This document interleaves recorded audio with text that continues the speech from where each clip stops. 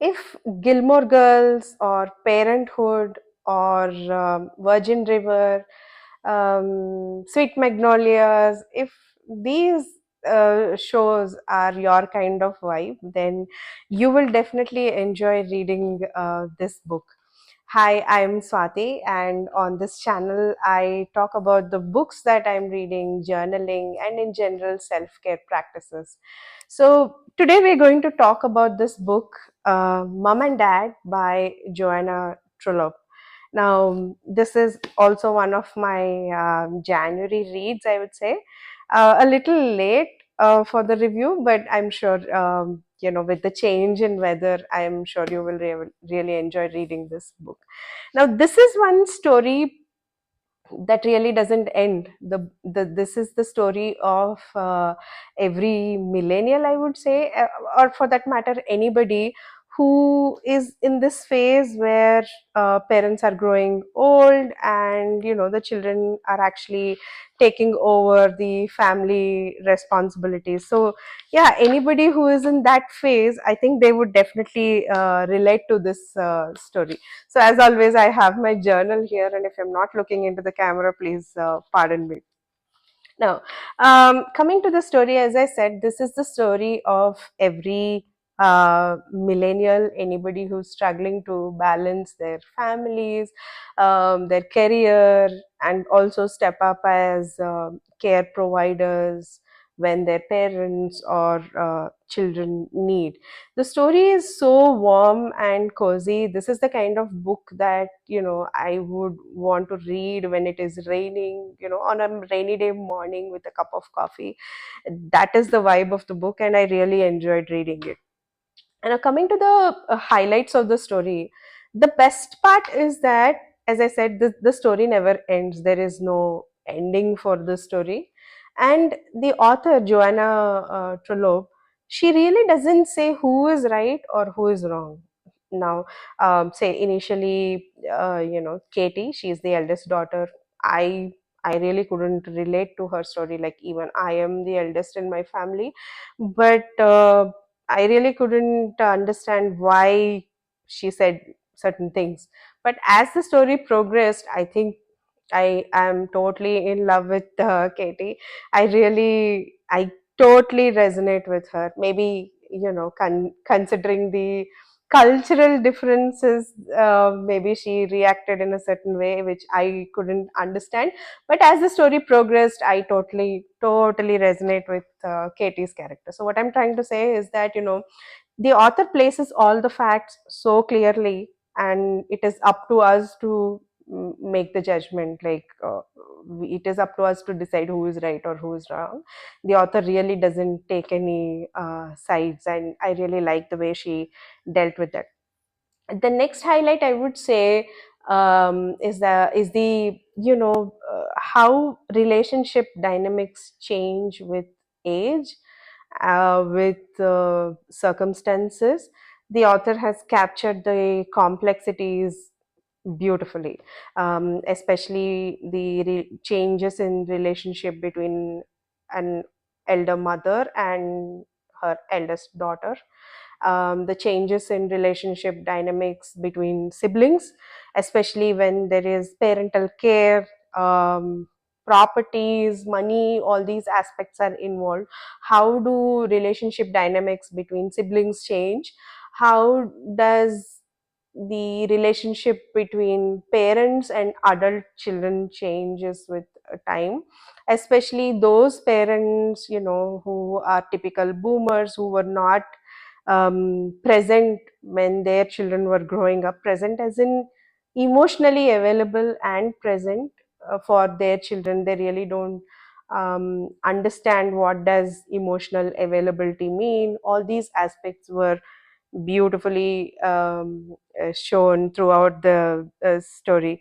The biggest highlight, I would say, is the contrast of life between Spain and modern England, London, typically. Yeah, so the contrast of life between Spain and London, again, very beautifully shown. Coming to the themes, again, I think I have covered many themes, but yeah, um, children stepping up as caregivers, care providers for their parents, parents losing authority, independence, and agency, and depending more on their children. This invisible load of care and duty that care providers experience, especially when they're tending to their parents or children. The unsaid resentment, all these conversations that never happen directly, but we all go through. So that tension that is built throughout the story, and that's been um, beautifully captured. There are no complex literary drivers involved in the story. The prose is pretty plain, pretty simple, straightforward language, something that we use every day. It's written as if, we are just talking. There is no complexity involved in the prose. Now, as I said, the author Joanna really does not judge anybody. I would still call this book as a romance, but this is not the cheesy, schmutzy kind of romance where there are grand gestures involved. This is the kind of love that is stable, where presence is more valued. Somebody's presence is more valued over their grand gestures, that kind of stable love. So yeah, it is a romance book if we really have to zero down on a genre, but it's a very relatable story. And now this, as I said, this is the kind of love that is responsible, that is kind, um, beautiful. This is not something, there will be certain people in our lives who never get that applause, who never get that visibility or recognition, but when we need them, they are there. They just say, they just step up and say, hey, I am there.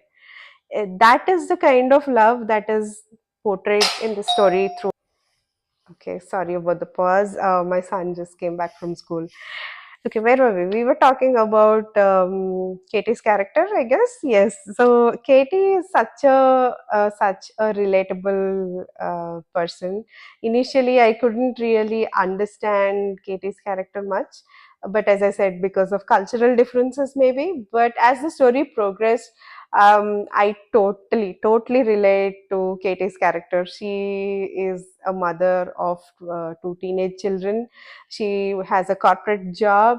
The guilt and resentment that she carries, I cannot talk enough about that.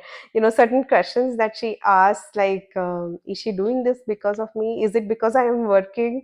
I'm sure most of us would have either said that out loud, or we must have questioned ourselves that, what, is this happening because I am employed? Would things be different if I quit my job and stay at home? That part I totally relate to Katie's character. Next, I think we should talk about Nick and Terry. Nick is Katie's partner. Nick and Katie never gets married. They are in a long-term, fully committed relationship. They have two daughters together. And Terry is Katie's manager at work. Now, I would say these are the kind of men that modern women need.